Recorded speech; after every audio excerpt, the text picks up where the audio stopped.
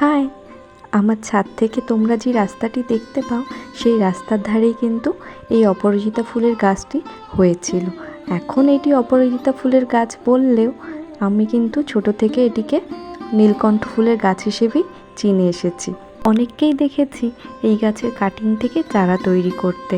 আমিও ভাবলাম একবার চেষ্টা করে দেখি না, যদি হয়। এর দেরি না করে তড়িঘড়ি করে গিয়ে কয়েকটি ডাল কেটে নিয়ে এসেছি।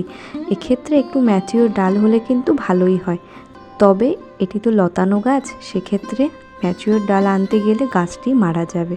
আমি এখানে কাটিংগুলোকে বালির মধ্যে আর কোকোপিটের মধ্যে বসাবো, দেখব কোনটাতে ভালো হয়। আর রুট হরমোন হিসেবে আমি নিয়েছি এখানে মধু। এবার একে একে গোড়ার দিকে মধু লাগিয়ে বালি আর কোকোপিটের মধ্যে ডালগুলোকে বসিয়ে দেব, আর দেখব ঠিক কতদিন বাদে চারাগুলো হয়। তোমরা কে কে চারা এভাবে তৈরি করেছো জানাবে কিন্তু।